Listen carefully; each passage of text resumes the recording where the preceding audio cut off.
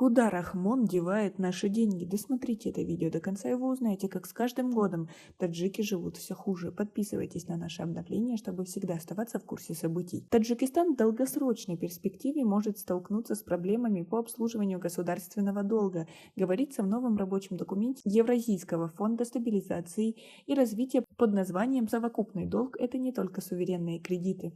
Но учитывая, что Таджикистан относится к группе стран с низким уровнем дохода и имеет доступ к льготным займам, платежеспособность должна сохраниться на приемлемом уровне в среднесрочной перспективе, отмечают аналитики фонда. Ожидается, что уровень госдолга республики в будущем году может вырасти до 58% ВВП с нынешним 46%.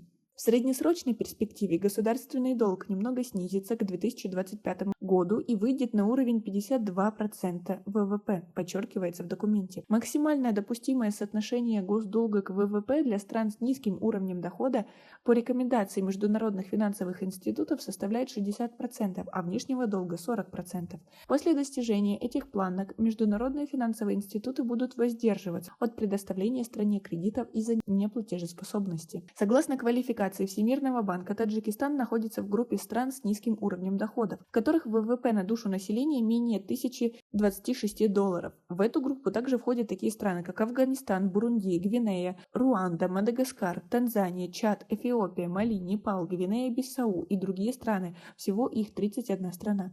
ВВП на душу населения в Таджикистане по итогам 2020 года составило $850.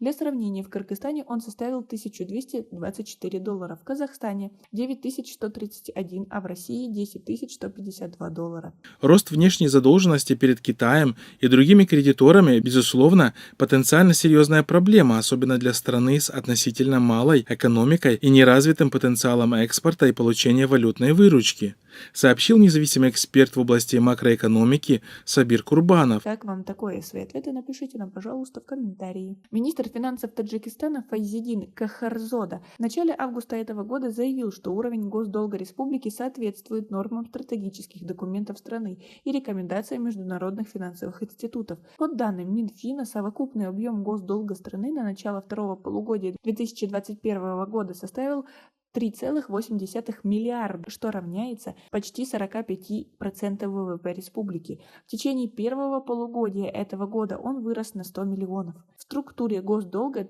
3,3 миллиарда приходится на внешний долг, это 87%, а объем внутреннего долга 500 миллионов, 13%.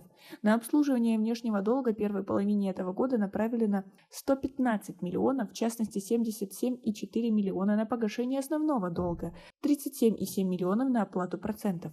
Главным кредитором Таджикистана по внешнему долгу все же остается Китай. 1,2 миллиарда задолженности за счет размещения гособлигаций на международных финансовых рынках и составляют 500 миллионов. Также сравнительно высокие задолженности имеются перед Всемирным банком, Азиатским банком развития, Исламским банком развития и Международным валютным фондом. В структуре внутреннего долга республики более 40% занимают государственные векселя, которые выпускались для рекапитализации двух банков страны – Агроинвестбанка и Таджиксодиротбанка, которые в настоящее время находятся на стадии ликвидации. Кроме того, часть внутреннего долга образовалась за счет облигаций и векселей Минфина для удовлетворения различных государственных нужд. Правительство республики до конца нынешнего года рассчитывает на получение внешних заимствований в размере 453 миллионов. Как вы относитесь к тому, что мы уже имеем просто огромнейшие долги? Население живет с каждым годом все хуже, а президент и правительство продолжают набирать кредиты и жить на широкую ногу. Как вам такое? Свои ответы напишите нам, пожалуйста, в комментарии. У нас пока на этом все. Оцените наше видео подпиской и лайком. До скорой встречи.